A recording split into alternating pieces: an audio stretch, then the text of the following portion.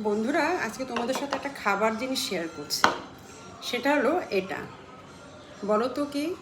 হয়তো দেখে বলতে পারবে না, খুব একটা ভালো না খেতে, কিন্তু শরীরের জন্য কিন্তু খুব উপকার। উচ্ছে সেদ্ধ, লবণ ছাড়া, কিছু ছাড়াই এটা আমি আজকে খাবো পুরোটা। তোমরা কে কে এভাবে খাও একটু জানিও তো কমেন্টে।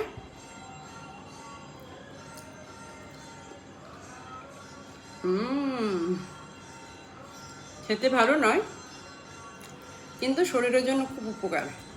আমি প্রায় 3-4 দিন ছাড়া ছাড়াই কিন্তু এটা আমি খাই।